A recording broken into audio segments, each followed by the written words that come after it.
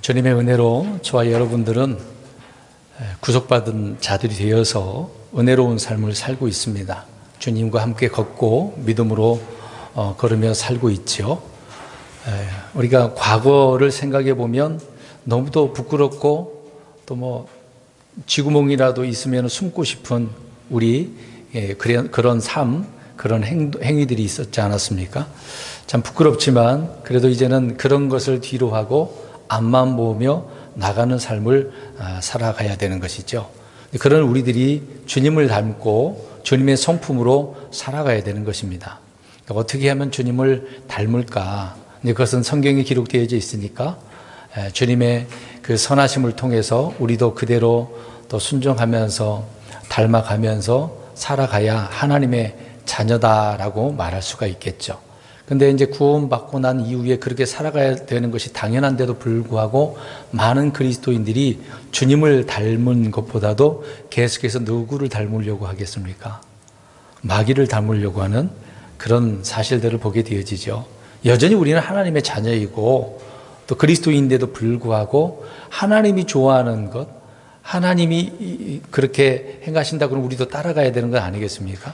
그렇게 해야 되는데도 불구하고 마귀가 좋아하는 것, 마귀가 유혹하고 시키는 대로 살려고 하는 우리 자신들을 보게 되어지는 거죠. 왜 마귀는 자꾸 우리는 구원받았는데도 불구하고 우리를 괴롭힐까요? 여전히 우리를 삼키려고 두루도는 사자처럼 노려보면서 기다리고 있지 않겠습니까? 이렇게 웅크리면서 때가 되면 기회를 포착을 해서 얼큰이 하고 낚아채는 그런 일을 하고 있지 않습니까? 물론 아무리 우리가 마귀에 의해서 좌지우지 된다 하더라도 여전히 우리는 하나님의 자녀인 것입니다. 그러나 우리가 항상 깨어있고 마귀에게 정복되지 않기 위해서는 늘 말씀으로 살아가야 되고 깨어있고 또 삶에서 또 마귀를 대적하고 살아가야 되는 거잖아요. 근데 그렇게 해서 정복하고 이겨야 되는데, 이기는 자의 삶을 살아가야 되는데 그렇지 못한 경우가 너무 많습니다. 그만큼 마귀가 지배하는 이 세상이지 않습니까? 이 세상의 신이라고 하고 있기 때문에 지배한 만큼 지배를 우리가 당하는 경우를 많이 보게 되어집니다. 우리는 마귀를 대적하라고 해서 마귀를 대적하고 늘 승리하고 이기는 삶을 살아가야 되는 것이죠. 그렇지 못한 이유 중에 하나가 마귀가 어떤 자인가를 우리는 알아야 되는 것입니다. 오늘 마귀 이야기 하려고 하는 건 아니지만 마귀가 이런 자구나 알고 오늘 갈라디아서 3장에 있는 말씀을 통해서 우리 자신을 살펴보기를 원합니다. 갈라디아 3장 같은 경우에는 사도 바울이 그곳에 가서 복음을 전해서 교회도 세운 곳 아닙니까? 이제 주 내용이 믿음으로 살리라, 믿음으로 걸어야 된다, 그 내용이잖아요. 이제 3장을 보니까 이 갈라디아 사람들이 어리석도다라고 이제 책망을 들었어요. 그 이유는 자꾸 주변에서 특히 유대인들이 여기저기 쫓아다니면서 방해를 하지 않았습니까? 이곳까지 고린도에도 문제가 생겼지만 갈라디아 교회에도 문제가 생겼거든요. 그 교회 안에 들어 침투해가지고 율법으로 살아가야 된다. 오늘 그 내용이잖아요. 율법 이야기가 나오지 않습니까? 우리는 구원받아서 성령님 우리 안에 계시는데 성령님으로 살아가야 되는데 그것이 아니라 이제 육체로 살려고 하는 거. 그 말은 육체의 행위로 뭔가 이루려고 하고 또 육체의 행위로 구원받으려고 하는 잘못된 그 사상이, 잘못된 믿음이 들어왔거든요. 그래서 이것을 지금 책망하고 있는 내용입니다. 율법으로 우리가 살아가는 것도 아니고 그 행위로 의롭게 되는 것도 아니다. 예수 그리스도로 말미암아 우리의 모든 죄가 제거가 되었고 우리 안에 들어오신 성령님을 통해서 성령님의 열매를 맺고 성령님께서 원하시는 그 삶의 행위를 우리가 살아가는 것이다 라고 하는 내용이 이제 주된 내용이 이제 3장 1절부터 14절의 말씀인 것이잖아요. 근데 이런 내용을 고린도 교회, 갈라디아 교회 성도들이 이해를 그 당시에 얼마나 했겠습니까? 책망을 듣고 우리가 잘못했구나 뉘우치고 그러면 얼마나 좋았겠어요. 근데 이것을 생각해 볼 때 오늘 그리스도인들이 어떻습니까? 처음에 제가 누구를 닮아야 된다고 그랬습니까? 우리 예수님, 우리 주님을 닮아야 되는 거잖아요. 주님 우리를 낳았으니까 나를 낳은 우리 아버지 하나님을 닮아가야 되는 것인데 여전히 우리는 과거의 마귀의 자식처럼 마귀가 좋아하는 대로 마귀를 닮으려고 하는 그런 것이 있는 것이죠. 마귀를 우리가 생각해 보면 마귀의 세 가지잖아요. 살인자고 속이는 자고 거짓말장이잖아요. 이런 자가 계속해서 하나님 앞에 이제 자기 자녀였는데 빼앗겼기 때문에 이제 주님의 자녀가 된 거 아닙니까? 그래서 주님의 자녀들을 계속해서 고소하는 거예요. 그래서 성경에는 이 마귀는 참소하다, 고소하다라고 이야기합니다. 하나님 앞에 가가지고 욥기서 1장에 나오지 않습니까? 의로운 사람, 믿음의 사람들을 계속해서 하나님 앞에 가가지고 보십시오. 이 사람 분명히 잘못합니다. 저 행위를 보세요. 저 마음가짐 보세요. 말하는 거 보세요. 행동을 보세요. 이런 식으로 많은 것들을 하나님 앞에 고소한다라고 하는 거죠. 그렇게 고소를 해서 믿음의 사람들을 하나님으로부터 심판받게 하고 또 저주를 받게 하려고 하는 그런 주된 일을 하는 자가 마귀라는 것이죠. 우리가 보는 킹제임스 성경에는 분명하게 마귀는 고소하는 자, 비방하는 자 이렇게 말을 하고 있습니다. 사람들이 당하는 영적이나 정신적인 그런 고통 가운데 가장 큰 것은 그 중에 하나가 마귀가 어떻게 하느냐라고 지금 계속해서 믿는 사람들을 고소, 비방한다는 얘기죠. 누가 나에게 이런 고소하거나 비방하게 되어지면 어떻습니까? 잠 못 자요, 여러분. 뜬금없이 나 아무 잘못도 안 했는데 누가 갑자기 고소를 했다고 생각해 보세요. 갑자기 저기 법정으로 출두하라는 명령서가 떨어졌어요. 어떻게 하시겠습니까? 명령이 떨어졌는데 가야 돼요, 안 가야 돼요? 갈 수밖에 없어. 안 가면 안 돼요. 물론 변호사 세워가지고 이 핑계 저 핑계 대고 안 갈 수도 있겠습니다만은 안 가면 내게 불리하거든요. 뭔가 누군가 나를 이렇게 비방하고 고소하는 부분이 있다라고 한다면 정말 이게 영적으로나 정신적으로 고통일 수밖에 없는 것입니다. 바로 이렇게 마귀가 비방하고 고소하기 때문인 것이죠. 그래서 이런 부분을 참기가 너무도 어렵다는 것, 심리적으로 압박이 올 수밖에 없습니다. 수요일에 계속해서 시편 강의를 하지만 우리 다윗을 이야기할 때 다윗은 이런 면이 너무도 많았습니다. 그리고 험담한 말들을 괜히 말들을 옮기는 거예요. 비밀도 누설시키고 아닌 것을 있는 것처럼 사실처럼 꾸미는 그런 말들을 한단 말입니다. 그럴 때 괴롭잖아요. 근데 그들과 이제 대화할 필요도 없는 부분이지만 이런 일들이 있게 되어지면 사람들이 그렇게 오해를 하니까 대부분 어떻게 합니까? 오해를 풀기 위해서. 가만히 있나요? 뭔가 말을 해야 되잖아요.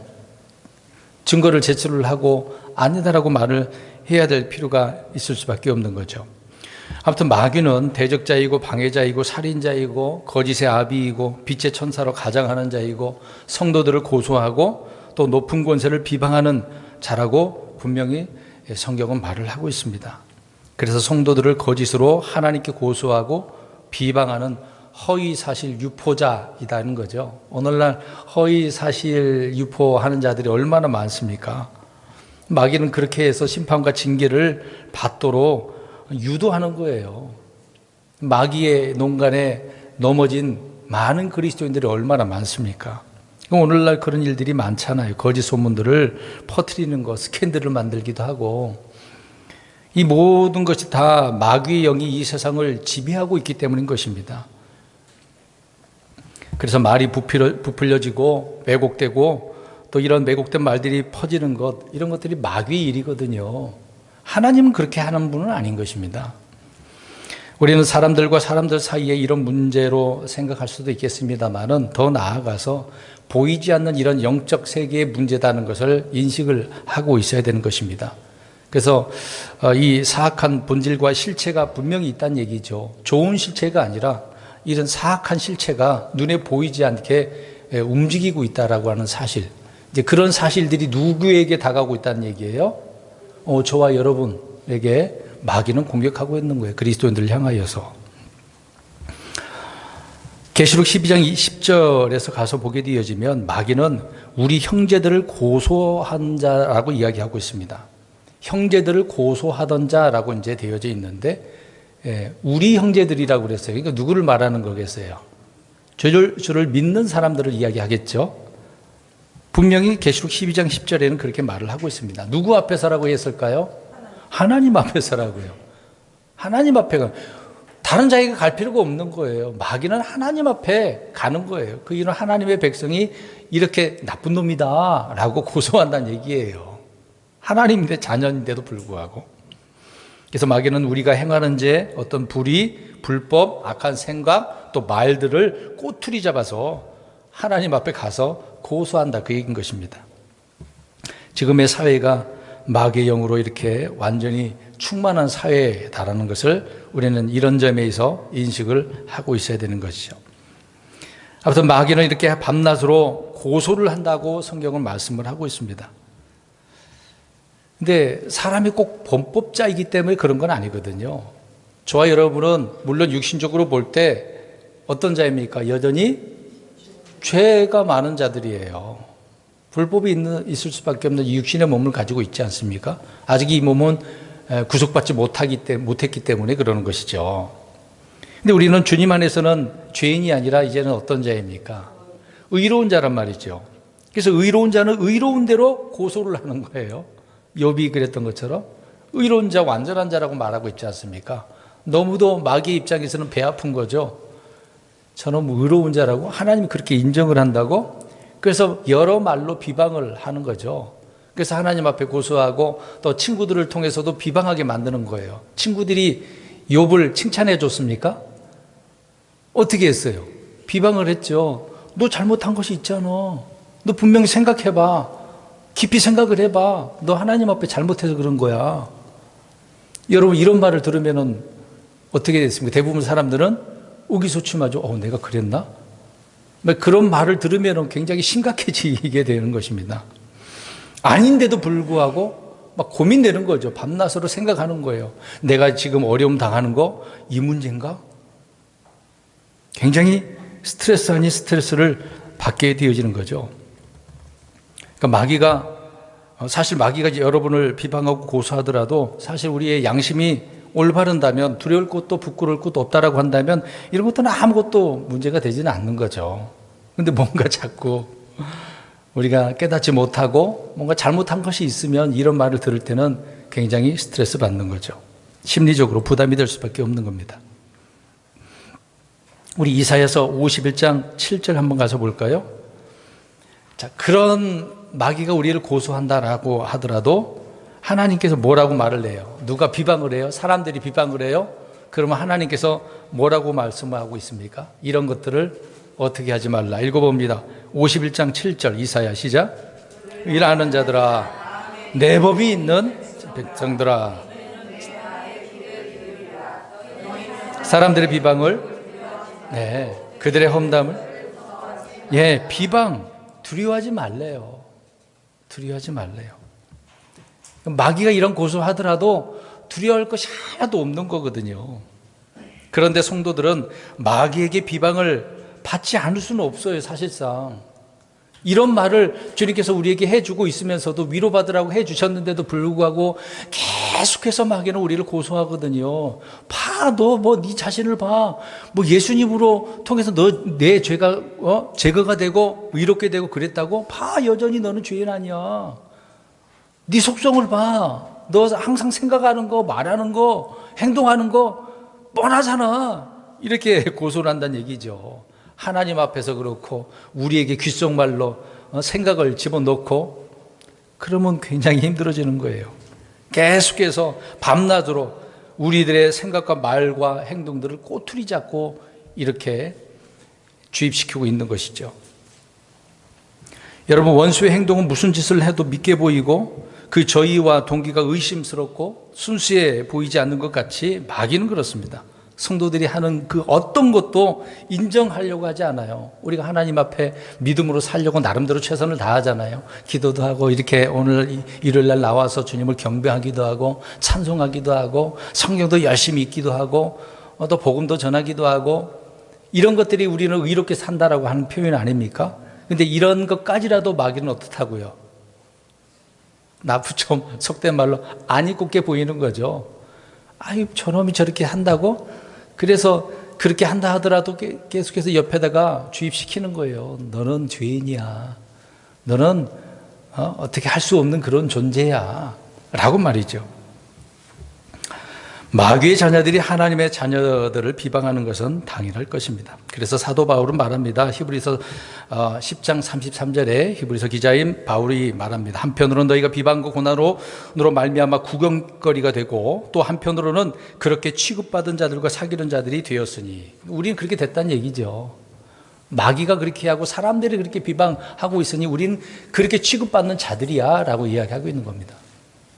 베드로 역시 말을 합니다. 베드로전서 4장 14절에 너희가 그리스도의 이름으로 인하여 비방을 받으면 행복한 자로다. 비방을 받으면 어떤 자래요? 근데 우리는 행복하다고 여기질 않아요.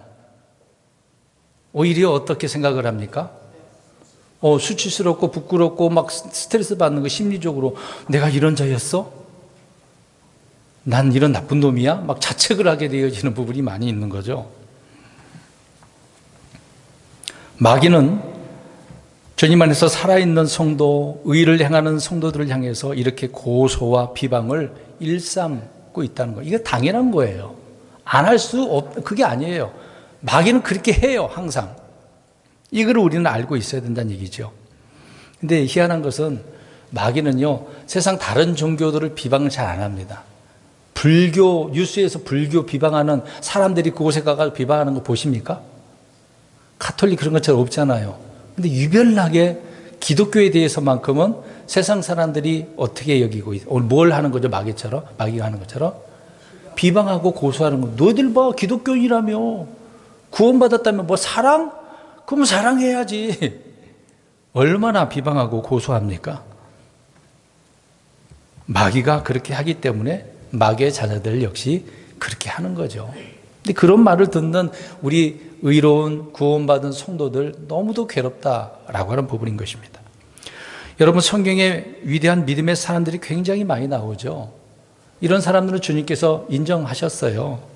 주님으로부터 그래서 인정받기도 하고 칭찬도 받고 또 복도 받았습니다. 그러나 이들이 잘못한 것에 대해서는 책망도 받았어요. 그냥 마냥 하나님이 잘못했는데도 잘했다 그런 건 아니거든요. 그러나 이들 역시 죄의 실수도 있었고 용서받기도 하고 그랬다는 얘기죠. 근데 이들을 마귀가 고소하고 하나님의 심판을 받도록 계속해서 이렇게 유도를 했겠습니다만은, 주님은 이들이 부족해도 또 부족하면 부족한 대로 그들을 어떻게 하셨을까요? 사용하셨어요.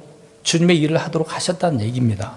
자, 이 부분을 우리가 성경에 많은 인물들이 있지만 몇 명의 인물들을 제가 잠깐 언급하려고 합니다. 우리 노아 생각해 보시기 바랍니다. 노아도 하나님께서 의롭다고 하셨잖아요. 의인이라고 하셨지 않습니까? 노아 홍수 이후에 노아의 실수 우리가 딱 생각해 보면 뭐가 떠오릅니까? 다 기억나시죠? 예, 술을 마셨어. 이제 기후 변화로 가만히 있었는데 그것이 이제 포도 주스인 줄 알고 먹어보니까 이제 포도 이제 술인 것이죠. 처음 먹는 그런 맛을 경험하니까 기가 막히잖아요. 야, 세상에 이런 맛도 있네? 얼마나 좋았겠어요. 노아 역시 이런 모습을 보니까 의로운 모습이라고 보이나요? 그냥 그거 먹고 그냥 술 취해서 그냥 누워서 잤다라고 생각하면 너무도 좋긴 한데 그것만 또 괜찮잖아요. 그 정도만 해도. 근데 옷을 다 어떻게 버렸어요? 아니, 얼마나 열이 나서 그랬을까요? 술 먹으면 대부분 그렇게 벗는 경우가 있더라고요. 이런 모습을 볼 때, 그러면 이제 이런 면을 보고서 마귀가 어떻게 비방을 하고 고소를 하겠습니까? 하나님 보세요. 저 행위를 보세요. 믿음의 사람이 이렇게 술 취해가고 되겠습니까? 이런 식으로 비방하는 거죠. 이런 사람은 무슨 당대 의인이라고요. 이런 사람을 하나님께서 사용하셔서 하나님의 시를 이루신다고요? 이런 식으로 비방하는 거죠. 또 노아에게, 물론 성경에 나오진 않지만 노아에게 찾아가가지고 봐, 너까지 그게 뭐가 대단하다고, 이렇게 홍수에서 살아난다고? 근데 너는 봐, 네 몸을 보니까 술 취해서 이렇게, 그 당시에 좋았지? 이렇게 비방하지 않겠습니까? 이런 문제가 되는 거죠. 그런데 우리 야곱을 생각해 보겠습니다. 우리가 생각하는 야곱은 어떤 사람입니까? 어떤 사람이에요? 잘 모르십니까? 그냥 대단히 위대한 사람이에요. 야곱의 그 성품, 행동하는 것이 어떻습니까? 속이는 자, 거짓말장이잖아요. 항상 거짓말과 속임은 붙어 있거든요.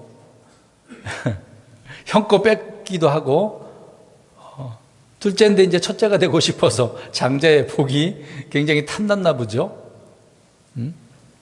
또 축복도 어떻습니까? 속여서 빼앗아 가잖아요. 물론 어머니하고 짝짝꿍한 면도 있겠습니다만은, 자, 이런 모습을 볼 때 야곱을 우리는 어떻게 생각할 수 있어요? 그렇게 좋게 볼 수는 없잖아요. 물론 하나님이 야곱을 통해서 계획하신 큰 민족을 이루기 위한 계획이 있겠습니다만은 그 개인적인 면을 보게 되어지면 정말 볼품 없잖아요.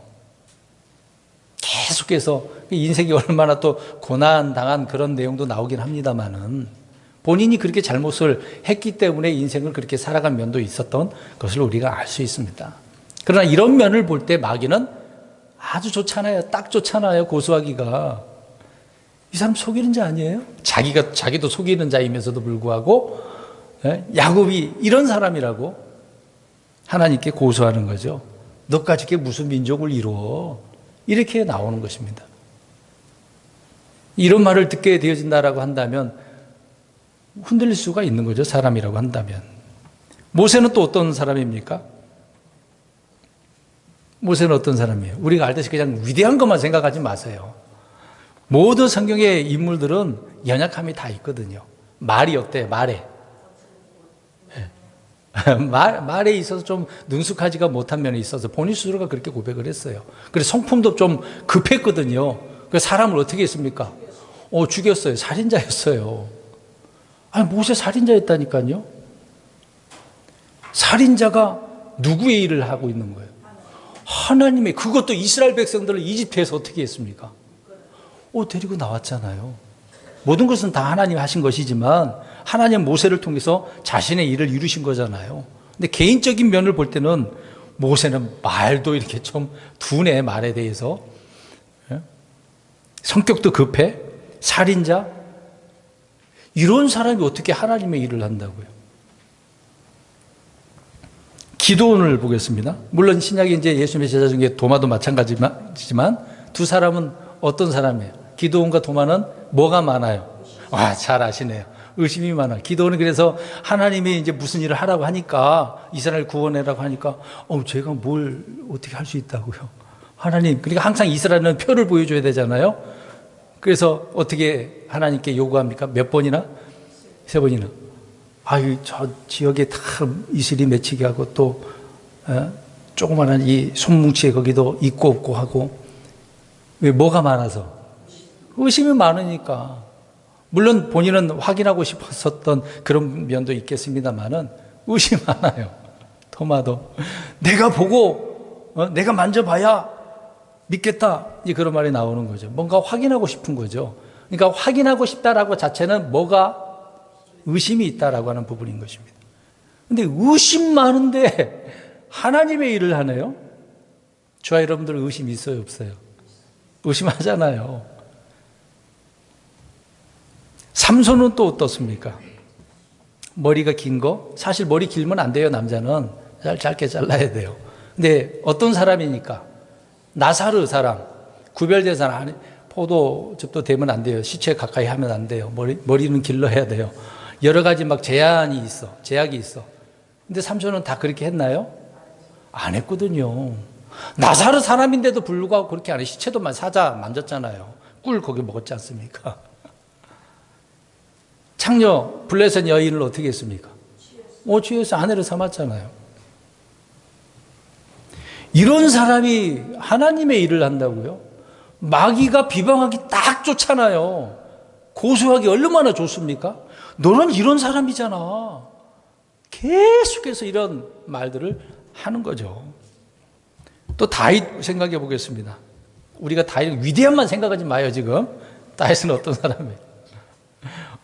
좀 젊었을 때, 어렸을 때 전쟁에 나가지고 이제 저 골리앗과 싸워야 되는데 사울이 갑옷을 입혀줍니다. 어때요? 맞아요? 자기 몸에 안 맞아. 그런 사람이 어떻게 군사로 나가요? 그러니까 사울이 그렇게 입혀준 이유는 뭐겠습니까? 물론 자신을 보호하도록 한 면도 있겠습니다만은 전쟁을 하는 자, 이렇게 하는 자는 이것을 입고 나가서 싸우는 거야. 나는 그런 부분이 있지 않겠습니까? 근데 다윗은 그런 자였어요? 아니에요. 듣도 보도 못한 그 양을 치는 이 목동이 와가지고 저 골리앗과 어떻게 해보겠다고?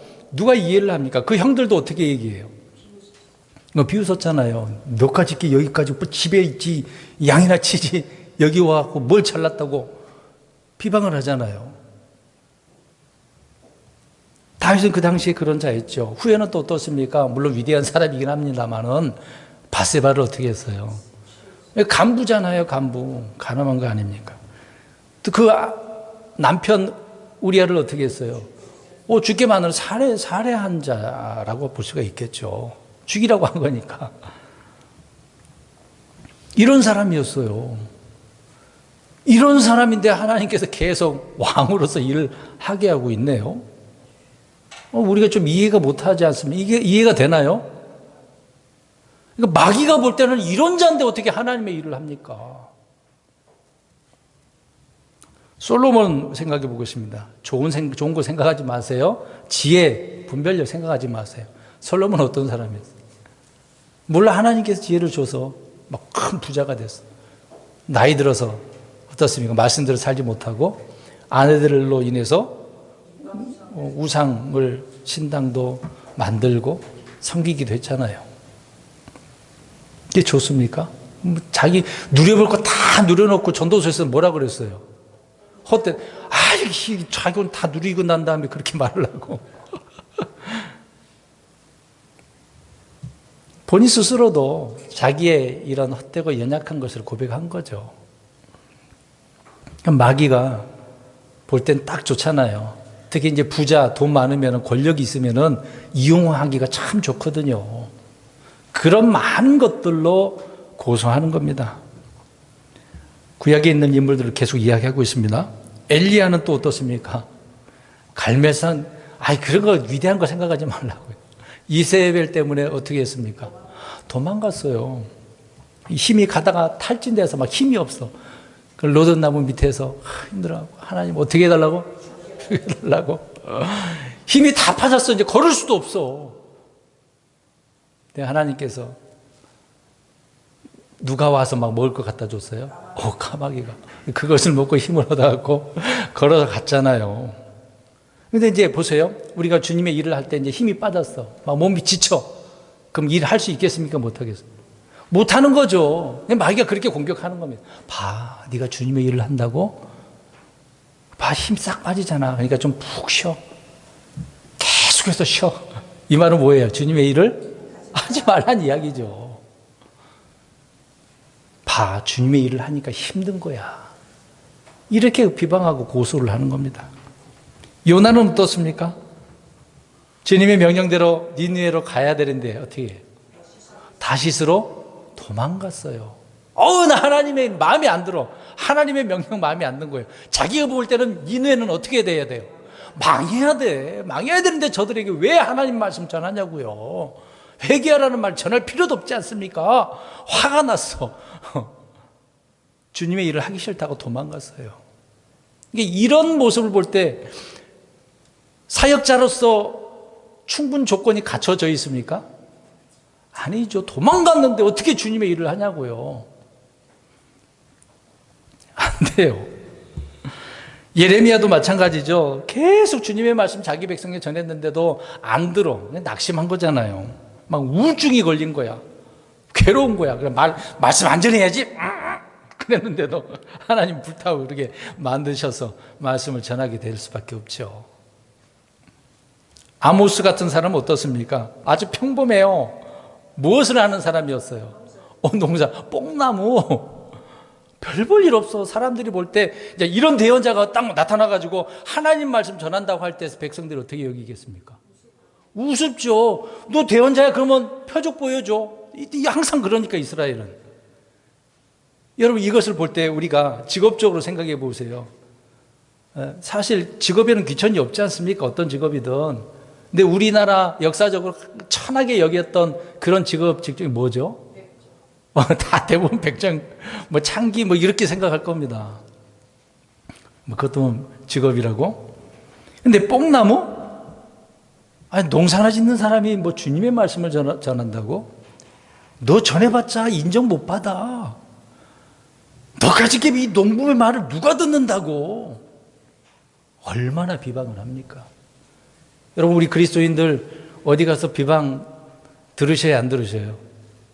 안 들으시면 다행이긴 한데, 그리스도인이라고 해놓고서 뭔가 잘못하면 100% 들을걸요?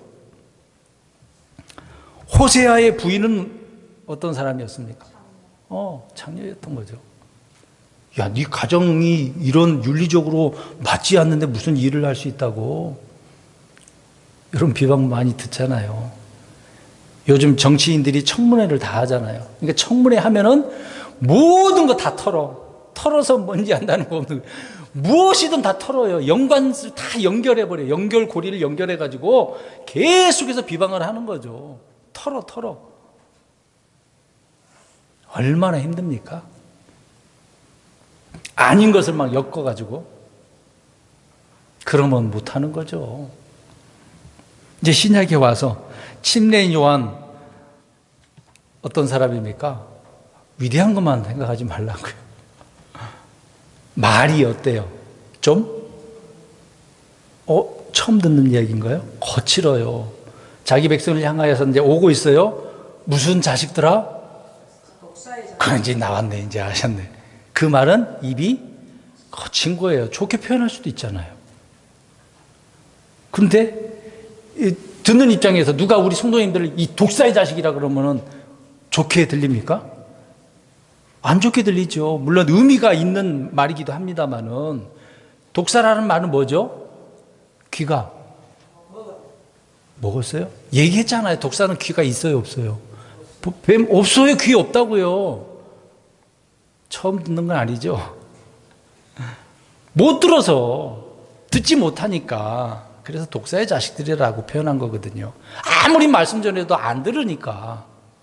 들을 수 없는 거죠. 귀가 있어도 백성들이. 이런 책망을 한 것인데, 아무튼 침례 요한은 여러 번 이렇게 이야기하죠. 말이 좀 거친 사람이죠. 좀 강한 사람들이 있거든요. 언어가 강하게 어떻게 어필하다 보면, 이제 어떻게 이런 면, 개인적인 부분이지만 이런 성품까지라도 마귀는 비방을 하는 겁니다. 잘 보세요. 여러 인물들을 이야기하고 있는 겁니다. 베드로는 또 어떻습니까? 예수님이 잡혀가셨을 때 왜 도망갔어요? 무서워서, 두려워서. 자기도 잡혀가면 고통당하고 죽을까 봐. 여러분, 사역자, 사도잖아요. 제자이고 사도인데 도망가? 그럼 그 일을 제대로 감당할 수 있겠습니까? 이런 사람이었어요. 근데 주님은 그래도 어떻게 하셔요? 제자로 사용을 하고 있지 않습니까? 또 사도 요한은 어때요? 우리의 아들 번개. 왜 이런 말을 하고 있어요? 안드레와 요한이 서로 어떤 사람이니까? 성격이. 야고보 요한이 되겠죠, 형제죠? 두 사람은 성격이 어때요? 불같아요. 화가 나면. 그래서 하나님이 어떤 마을이 복음을 안 받아들여, 저 하늘에서 번개 따라 죽게 할까요? 그 정도예요. 성격이 급해. 말 안 들으면 어떻게든 죽여버리려고 하는 그런 성격들이었어요. 마가 요한은 어떻습니까? 바울과 같이 이제 복음을 전했습니다만은 너무 힘들고 어려우니까 어떻게 했어요? 돌아갔어. 그래서 바울이 배척해버리잖아요. 같이 갈 수가 없어. 주님의 일은 이런 사람들하고는 할 수가 없어. 이런 책망을 들을 수밖에 없었던 거죠. 바울도 책망한 거잖아요. 근데 마귀의 입장은 또 어떻겠습니까? 이제 이 동역자 한 사람이 지금 늘었어요, 줄었어요? 줄게 되었으니까 얼마나 기쁘겠어요. 이제 내가 주님의 일을 방해하는데 일조했어. 얼마나 좋아하겠습니까, 마귀가. 이렇게 비방을 하고 고소하는 겁니다. 우리 디모데 같은 경우에는 나이가 좀 어려서 젊어서 연소해가지고 사람들이 좀 우습게 본 바가 있어요. 근데 디모데도 병이 있었어요, 없었어요? 있었어요. 그래 포도즙을 좀 쓰라. 그 말은 뭐예요? 위가 안 좋은 거는 위궤양이 뭐 있었던 것 같아요. 그러니까 이걸 생각해 보면 주님의 일을 하는 사람이 몸이 이렇게 허약해서야 병들면 못해 그냥 포기해. 마귀는 그렇게 한다고요. 근데 보세요. 다양한 사람들을 여러 가지 이야기를 했는데 몸이 나쁘든 성격이 나쁘든 행동이 뭐 어떻든 간에 다 그래. 이런 면이 있어요. 그랬는데도 불구하고 하나님은 이들을 어떻게 하셨어요? 사용하셨단 말입니다. 근데 마귀는 계속해서 이런 모습이 있는 경우에도 이런 사람 일을 할지라도 비방한다고요. 저와 여러분들은 어떻겠습니까? 믿음으로 열심히 살려고 나름 최선을 다하고 있는데 계속해서 이런 것들을 생각나게 만드는 거예요. 그러니까 이런 많은 사람들 이야기했습니다만은 이런 사람들을 마귀가 얼마나 좋아하겠어요. 고소하기 딱 좋은 사람들이잖아요. 이들의 부족함을 고수하고 시시때때로 언제든지 주님께 고수하고 주님의 일을 하지 못하도록 하고 있다는 얘기죠. 말씀드린 것처럼 그러나 하나님은 이들의 부족함을 보시고 버리지 않으셔요. 오히려 더 귀하게 사용한 거잖아요. 내 은혜가 내게 족하다. 너의 연약함 아무것도 아니야. 약할 때 강한 거야. 오히려 마귀가 바라보는 관점, 사람들이 보는 관점, 그거에 반대로 하나님은 뭔가 더 큰 일을 계획하시고 이루시고 어떤 것이 더 위대하다는 것을 알려주시고 계시는 거죠. 하나님께서는 저와 여러분을 통해서 뭔가 남기려고 아니요, 그런 거 없어요. 또 우리가 이득을 남길지 손해를 끼칠 사람인지 어떤 잣대를 대지 않는다는 얘기예요. 주님은 우린 버리지 않습니다. 사탄은 계속해서 우리를 향하여서 넌 쓸모없는 인간이야. 별 볼 일 없어. 이렇게 비방을 하지만 주님은 그렇게 하지 않아요. 내가 있잖아. 너는 그런 사람이라 할지라도 내가 있잖아. 나만 믿고 따라와. 내가 이미 죄의 문제는 해결해 놨잖아. 그러니까 마귀가 계속 비방하는 이유는 우리가 죄인이라는 것을 인식시키는 거거든요. 그래서 오늘 갈라디아서 또 보면은 왜 어리석다고 이야기했습니까? 이 갈라디아 사람들이 잘못된 말을 듣고 어떻게 하려고 그랬어요? 믿음으로 의롭게 되는 게 아니라 율법으로, 육신의 행위로. 그러니까 율법은 그러면 어떻습니까? 율법대로 해야 돼, 안 해야 돼요? 해야 돼요. 율법대로 해야 의로운 사람 우리 뒤에 나오잖아요. 그렇게 인정을 한다고 나오잖아요. 근데 그렇게 안 하면은 의로운 사람이 아니야. 그러니까 마귀가 그걸 이용한다는 얘기예요. 하나님께서는 이것을 하시고 우리 예수님을 통해서 믿음으로 의롭게 되는 방법을 알려주신 거거든요. 그렇게 말씀하셨고 사도 바울이 이것을 깨닫고 복음을 전했는데도 불구하고 다시 처음으로 제가 무슨 얘기했어요? 주님을 닮는 게 아니라 마귀를 닮는 거예요. 그러니까 계속해서 얼커니 하고 마귀가 무엇을 한다고요? 고소하고 비방하는 거죠.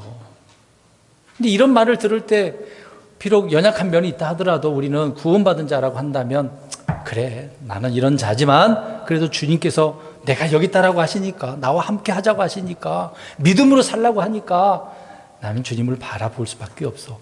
이런 고백이 나와야 되는데 그렇게 안 되는 게 문제라는 얘기예요. 여전히 비방과 고소를 들으면 주님의 말씀은 생각나지 않고 마귀가 주는 생각 때문에 괴로워하는 거예요. 그 괴로워할 필요도 없는 문제인데 불구하고 우리는 그 생각에 빠져 있다는 얘기죠. 그러니까 오늘 주보에 제목을 정해놨어요. 자, 읽어봅니다. 시작. 자, 보세요. 사탄은 우리의 과거를 들추어내면서 실수를 계속 말을 하는 거예요. 과거사를 꺼내는 거예요. 아까 위대한 인물들 이야기했잖아요. 그런 것처럼 저와 여러분들에게 이런 문제가 있어요, 없어요? 있어요. 우리 여전히 구원받은 자인데도 불구하고 이것을 끄집어내가지고 계속해서 공격하고 있다는 얘기입니다. 그럼에도 우리 하나님은 물론 하나님도 과거를 보셔요. 다 알고 계셔요. 모르는 게 없으시거든요, 하나님은. 그런데 뭘 본다고요? 십자가를 보셔요. 왜요? 우리의 모든 죄들이 거기에 못 박혀서 죽었으니까. 끝났어. 이 말은 뭐예요? 이제 우리는 뒤를 돌아보고 과거 생각할 필요가 없다, 그 얘기를 하고 있는 거예요. 그래서 바울이 이제 뒤에서 빌립보서에서 고백을 하잖아요. 앞에 거. 뒤에 게 문제가 아니야. 앞에 게 우리에게 놓아져 있으니까 이것만 보고 가라. 이런 말을 하고 있다는 얘기죠. 근데 우리는 자꾸 뒤를 돌아보려고 그래. 우리는 과거에 집착해서는 안 되는 거거든요. 여러분, 우리 정치꾼들이 잘 활용을 해요. 과거사. 아니, 오래전에, 물론 그것을 바로 잡기 위해서는 중요한 거예요. 잘못된 건 바로 잡아야죠.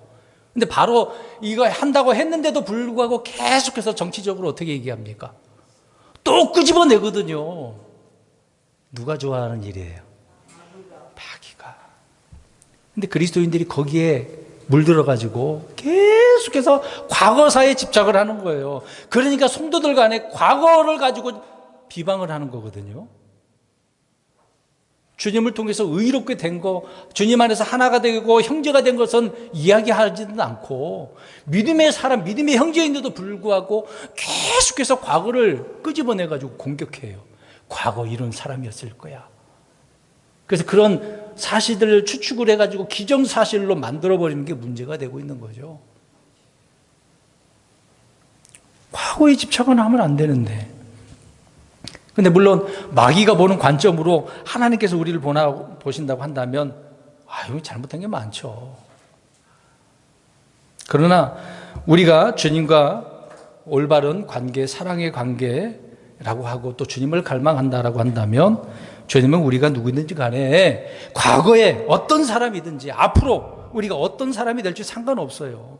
하나님은 이런 사람이라 할지라도 내 자녀라고 말씀하고 계시고 우리를 사용하신다는 얘기예요. 넘어져도 주님께서는 우리를 이렇게 세워주시니까 내가 일어나는 게 아니고 주님이 이렇게 세워주시는 거죠. 오늘 갈라디아 사람들은 잘못된 말을 듣고 막 흔들렸어. 바울이 볼 때 얼마나 한심스럽겠어요. 그래서 뭐라고 표현했다고 1절에 어리석도다. 어리석다는 얘기예요. 바보 천친가? 아니 그런 말을 듣고서 율법으로 의롭게 된다고 못하면 어떻게 될 건데? 율법의 행위는 다 행해야 되는데 그렇지 않으면 의로운 사람이 아닌데 그때는 어떻게 할 거야? 이스라엘 백성들이 율법을 행해가지고 의로운 사람이 있었어? 여러분 어떻게 있었어요? 없었어요? 의인은 없나니 하나도 없어. 율법의 행위로 의롭게 된 자 아무도 없다고 그랬어요. 안 된다고 그랬어요. 그러니까 마귀는 이런 율법적인 것으로 자꾸 고소를 하는 거예요. 믿음으로 의롭게 되는 것, 그것이 싫어. 그게 싫어. 여러분, 이 세상에 크고 깊은 상처를 당해보지 않은 사람이 누가 있겠습니까? 사람의 몸은 찢어지기 쉽고 종이같이 막 쉽게 찢어지고 깨어지는 거, 막 유리같이 깨지기 쉽지 않았습니까? 누구나 다 이런 상처를 마귀가 이런 말을 하면 흔들리는 거예요. 근심 걱정하고 염려하게 되어지고. 근데 우리는 창세기 3장 16절 보게 되어지면 사람이 고통 가운데 태어났다고 한다고 이야기합니다. 그러니까 여자가 해산의 고통이 주어지는 거잖아요. 많은 사람들이 이제 고통이 주어지게 되는 것입니다. 그래서 욥기서 5장 7절에 사람은 고생하려고 태어난다라고 이야기합니다. 사실 우리는 육신적인 그런 태어남도 그렇겠습니다만은 이제 영적으로 우리가 다시 태어났잖아요. 거듭났잖아요. 그랬는데도 여전히 고통, 고난이 있어요, 없어요? 뭐 육신의 삶을 떠나서 마귀가 계속해서 우리의 모든 환경을 좌지우지한단 말이죠. 많은 고통이 있어요. 그러니까 성경은 뭘 하려고 태어났다고요? 고생하려고. 이왕 성경에 이렇게 나와 있으니까 그 말을 그대로 좀 인정하고 받아들여야 돼요. 근데 우리 많은 사람들이 고생하기 싫다고 많은 생각들을 하잖아요. 내 환경, 내가 그렇게 태어났는데 어떻게 하겠습니까? 이렇게 태어났으면 받아들여야 돼요. 인정해야 돼요. 내가 태어나서 부모와 같이 살 때도 그렇지만 부모를 떠나서 이제 가정을 이루게 되면 또 새롭게 남편과 아내가 새로 만났잖아요. 같은 환경에서 자라지도 않았고 생각도 틀리고 그러니까 어떻게 해야 돼요? 서로 맞는 것이 없지만 그래도 어떻게 해야 돼요? 맞추면서 서로 맞추면서 살아가야 되잖아요. 환경이 또 다른 환경이 됐으니까 개척을 한다 생각을 하고 받아들이고 그래야 되잖아요. 남편의 성품도 아내의 성품도 인정하고 받아들여야 돼요. 근데 결혼하고 나서 전혀 다른 면을 볼 때 너 이런 사람이었어? 성격이 안 맞네? 하룻밤 지나고 나서 어떻게 돼요? 성격 차이로? 세상에 이런 세상이 어떻게 살아가고 있습니까? 고생하려고 태어났는데 그러면 결혼하면은 고생 안 하기로 된 거예요? 여러분 결혼해서 고생 안 하는 부부가 있나요? 우리 예수님께서 베드로 사도가 2장 21절에 말을 하고 있는데 고난으로 우리를 불러들이셨대요. 내 발자취를 따라오라라고 말씀한 것이 있거든요. 주님이 걸으신 그 길대로 우리도 어떻게 해야 됩니까? 걸어가야 돼요. 근데 이것이 안 돼. 그런데 걸어가야 돼요. 전도서 1장 13절에 보니까 고통을 주신 분이 하나님이래요. 물론 마귀도 고통을 주는데 하나님이 그렇게 계획이 있대요. 계획이. 또 그렇게 하니까 하나님께 불평을 하고 불만을 토로하면 돼야 안 돼요? 왜 그렇겠어요? 하나님이 그렇게 한 이유, 목적이 있겠죠. 왜 없겠습니까? 자, 세 구절 찾아봅니다. 시편 66편 10절. 빨리 찾아서 읽어보세요. 거의 막바지가 됐습니다. 시편 66편 10절. 뭘 하시려고? 자, 66편 10절. 누구를? 우리를 단련하는 거예요. 하나님의 사람은 단련하. 그러니까 믿지 않은 것을 둘째 치고 이제 믿음의 사람이 됐어. 믿음의 사람이 되는 순간 우리는 뭘 받아야 돼요? 그러면 단련받으려면 뭐가 있어야 된다는 얘기예요. 고난, 고통이 있어야 된다. 이게 하나님 목적이에요. 그러니까 그것 중에 하나가 마귀가 어떻게 한다고? 고소하고 비방을 하는 거예요. 이 말 들으면 흔들리잖아요, 우리는. 이것도 또 하나의 우리를 단련하시는 거예요. 또 하나, 잠언서 17장 3절. 나 자체, 나라는 사람이 단련받는 것이고, 또 그것뿐만 아니라 영적인 부분이 될 수 있는데, 잠언 17장 3절. 우리의 뭘 단련하신다고 나옵니까? 마음. 이게 마음이 중요해요, 마음. 마음이 막 흔들려. 누가 이런 말을 한다고 흔들리고, 누가 저런 말을 한다고 흔들리고, 기분이 좋았다가 나빴다가, 막 얼굴 표정으로 막 순식간에 나와. 마음이 막 그래요. 하나님은 우리의 마음까지라도 단련한다. 누가 나쁜 말을 하면은 좀 단련되라고. 거기에 흔들리지 말고. 베드로전서 1장 7절 읽겠습니다. 베드로전서 1장 7절. 또 여기에는 뭘 단련한다고 하는지 보겠습니다. 베드로전서 1장 7절. 베드로전서 1장 7절. 뭘 단련한다고 합니까? 믿음 단련한다고. 처음부터 믿음 좋은 사람은 어디 있어요? 아브라함이 처음부터 믿음 좋았습니까? 아니에요. 우상을 섬기는 사람이었어요. 가나안 땅에 다니까 얼마나 흔들렸는데, 100세 아들 준다는, 물론 약속은 믿긴 믿었지만 흔들렸잖아요. 이런 것도 다 단련하시는 거예요. 믿음 단련하는 거예요. 점점 믿음이 성장해 나가는 거지 한 번에 성장하는 사람은 없습니다. 그러니까 이런 말을 들으면 하나님 나를 단련하려고 하는 거구나. 내 믿음이 한 단계 성장할 수 있는 계기가 되는구나. 그런 생각을 해야 되는 거죠. 우리 많은 것에서 몸에 고통이 있습니다. 때로는 질병으로, 사고로, 노화가 돼가지고 나이 들어서 얼마나 많은 고통을 받습니까? 혼의 고통도 있잖아요. 징계로 인해서 막 마음 속이 괴로우니까.